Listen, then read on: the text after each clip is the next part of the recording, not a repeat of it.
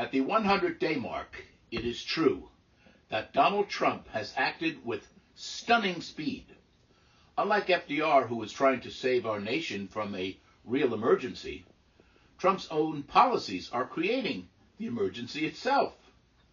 In his second term, Trump has surrounded himself with people whose most important quality is they are loyalists and will never say no to him.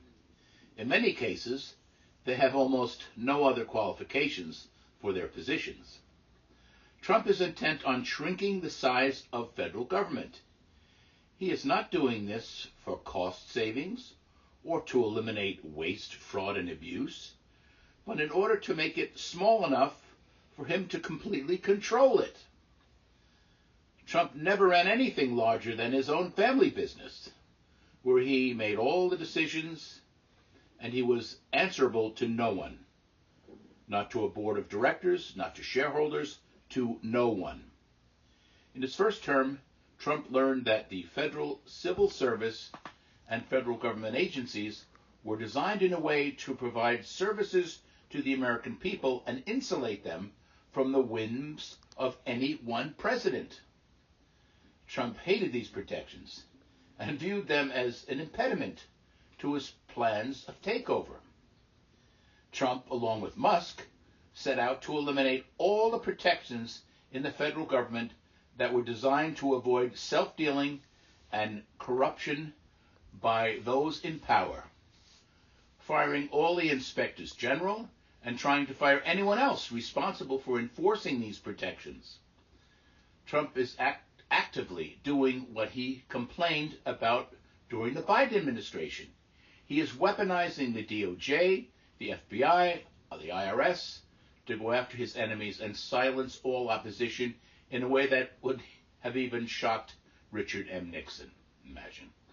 These changes mean that Trump, Musk, and their cronies can violate the law with impunity and without fear of prosecution, since there is no one left to prosecute them for violating the law. And perhaps even more dangerous to our democracy, Trump is trying to break the global trading system that has played a vital role in international economic stability and world peace for over 80 years. Trump does not understand the important consequences of breaking this system that made America rich and the envy of the world. Instead, he thinks he can do a series of individual great deals. This is the only skill he thinks he has, one-on-one negotiation. So far, he has not even completed one great deal. For someone who has focused on his own brand when he was in business, it is amazing that he does not understand that the damage he has already done, to the American brand, once the most valuable brand in the world. Trump's tariff war, uncertainty of his next move, and other policies have already seriously damaged the American brand and the strength of the U.S. dollar and U.S. Treasury bills as the ultimate safe haven. This means it will cost Americans more to finance the debt we currently have, even before Trump's planned $1.5 trillion in tax cuts. And with the Trump administration's deportation scheme, student visa cancellations, his plans for taking over Canada and Greenland, etc., the rest of the world no longer sees America as a welcoming destination. This will hurt U.S. innovation at our universities and businesses and could decimate our tourist industry. Since no one in Trump's cabinet is brave enough to tell him any bad news or the truth, there is no one to tell him it is time to find a way to declare victory and move on from his failed tariff idea and to try to put back the broken pieces of our government before it is too late.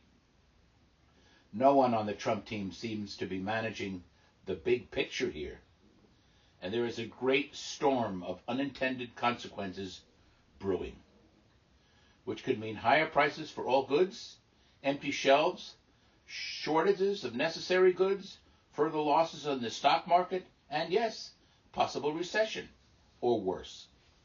We just do not know. And none of this should be a surprise to anyone who understands Trump's business history.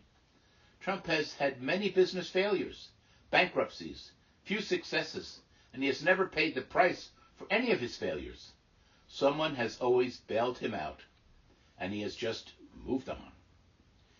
This is not an option for the Americans, not for the American people, if the worst happens here.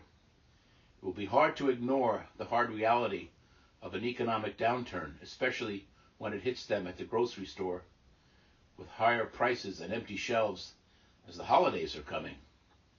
This is not what the American people voted for. This is Jon-Christopher for Real Political News, the White House.